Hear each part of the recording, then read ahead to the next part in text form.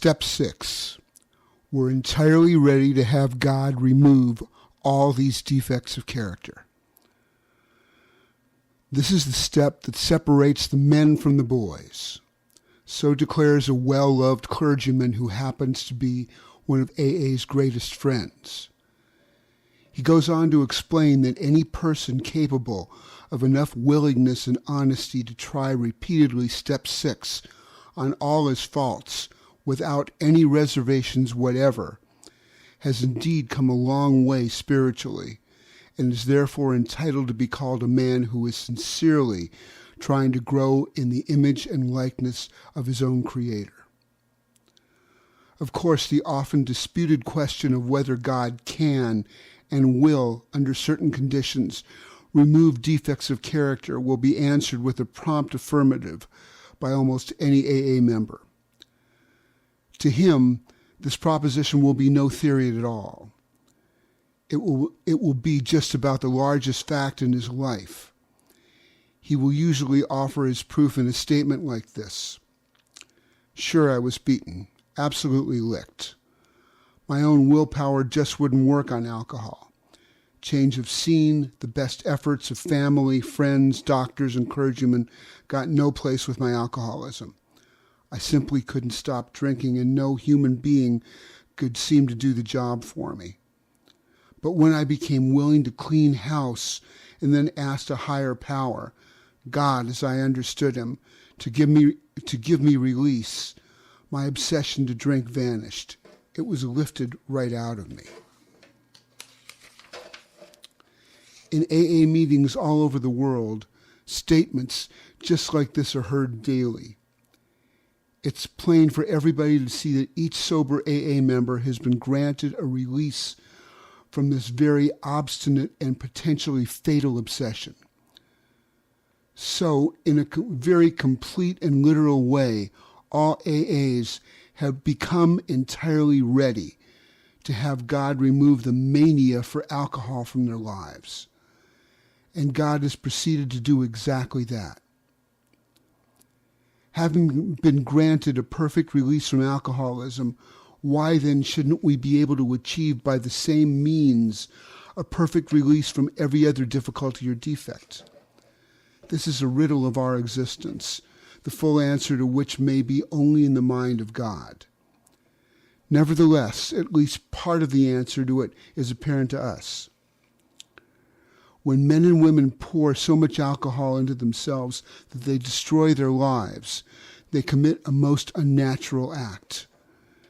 Defying their instinctive desire for self-preservation, they seem bent upon self-destruction. They work against their own deepest instinct. As they are humbled by the terrific beating administered by alcohol, the grace of God can enter them and expel their obsession. Here, their powerful instinct to live can cooperate fully with their Creator's desire to give them a new life. For nature and God alike abhor suicide. But most of our other difficulties don't fall under such a category at all. Every normal person wants, for example, to eat, to reproduce, to be somebody in the society of his fellows. And he wishes to be reasonably safe and secure as he tries to attain these things. Indeed, God made him that way. He did not design man to destroy himself by alcohol, but he did give man instincts to help him stay alive. It is nowhere evident, at least in this life, that our Creator expects us to fully eliminate our instinctual drives. So far as we know, it is nowhere on the record that God has completely removed from any human being all his natural drives. Since most of us are born with an abundance of natural desires, it isn't strange that we often let these far exceed their intended purpose. When they drive us blindly, or we willfully demand that they supply us with more satisfactions or pleasures than are possible or due us, that is the point at which we depart from the degree of perfection that God wishes for us here on earth. That is the measure of our character defects, or if you wish, of our sins. If we ask, God will certainly forgive our derelictions. But in no case does he render us white as snow and keep us that way without our cooperation. That is something we are supposed to be willing to work toward ourselves. He asks only that we try as best we know how to make progress in the building of character. So, step 6, we're entirely ready to have God remove all these defects of character, is AA's way of stating the best possible attitude one can take in order to make a beginning on this lifetime job. This does not mean that we expect all our character defects to be lifted out of us as the drive to drink was. A few of them may be, but with most of them, we shall have to be content with patient improvement. The key words, entirely ready, underline the fact that we want to aim at the very best we know or can learn. How many of us have this degree of readiness? In an absolute sense, practically nobody has it. The best we can do with all the honesty we can summon is to try to have it. Even then, the best of us will discover to our dismay that there is always a sticking point, a point at which we say, no, I can't give this up yet. And we shall often tread on even more dangerous ground when we cry, this I will never give up.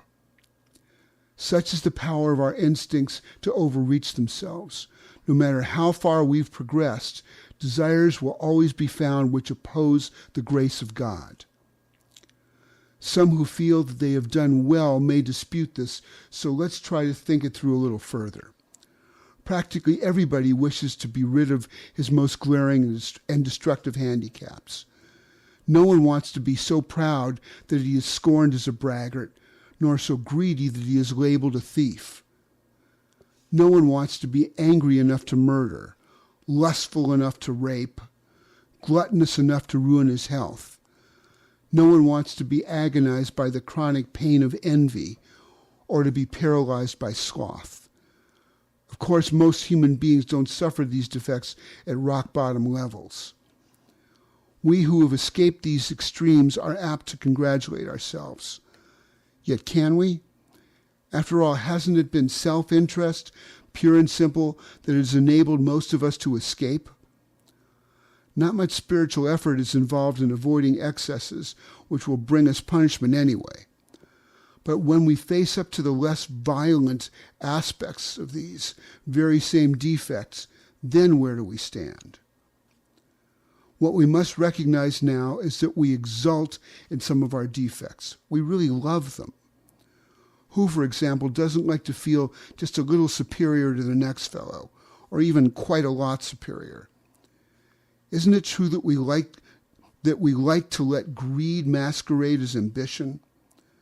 To think of liking lust seems impossible, but how many men and women speak love with their lips and believe what they say so that they can hide lust in a dark corner of their minds?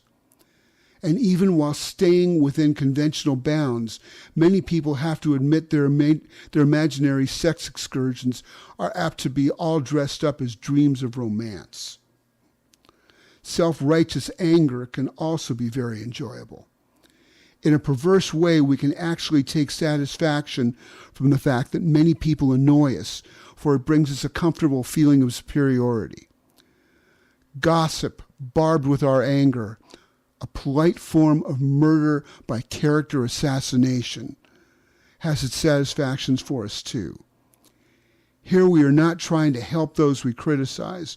We are trying to proclaim our own righteousness. When gluttony is less than ruinous, we have a milder word for that too. We call it taking our comfort. We live in a world riddled with envy. To a greater or less degree, everybody is infected with it. From this defect, we must surely get a warped yet definite satisfaction. Else, why would we consume such great amounts of time wishing for what we have not, rather than working for it, or angrily looking for attributes we shall never have instead of adjusting to the fact and accepting it? And how often do we work hard with no better motive than to be secure and slothful later on, only we call that retiring. Consider, too, our talents for procrastination, which is really sloth in 5 syllables.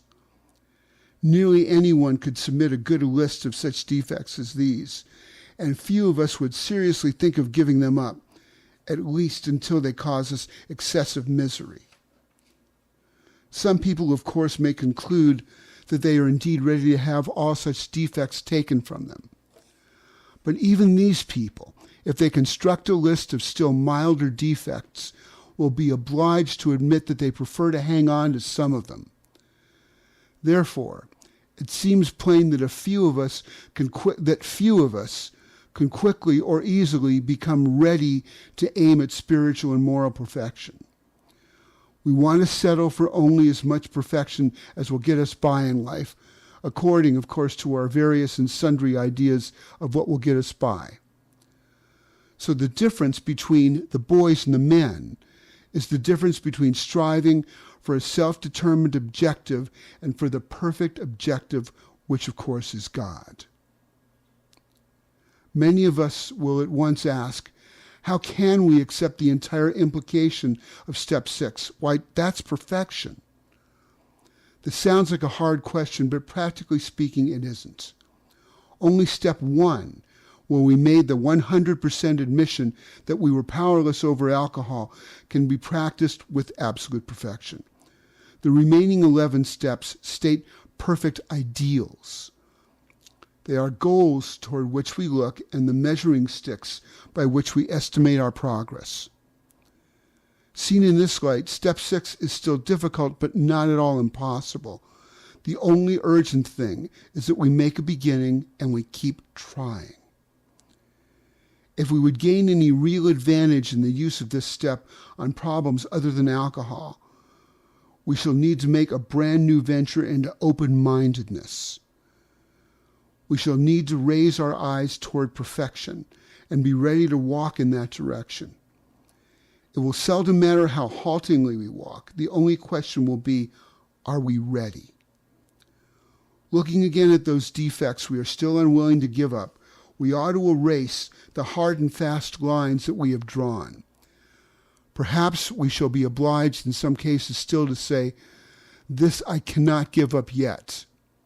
But we should not say to ourselves, this I will never give up. Let's dispose of what appears to be a hazardous open end we have left.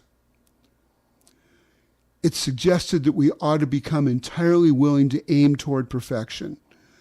We note that some delay, however, might be pardoned. That word in the mind of a rationalizing alcoholic could certainly be given a long-term meaning. He could say, how very easy. Sure, I'll head toward perfection, but I'm certainly not hurrying any. Maybe I can postpone dealing with some of my problems indefinitely. Of course, this won't do. Such a bluffing of oneself will have to go the way of many other pleasant rationalizations. At the very least, we shall have to come to grips with some of our worst character defects and take action toward their removal as quickly as we can. The moment we say, no, never, our minds close against the grace of God. Delay is dangerous, and rebellion may be fatal. This is the exact point at which we abandon limited objectives and move toward God's will for us.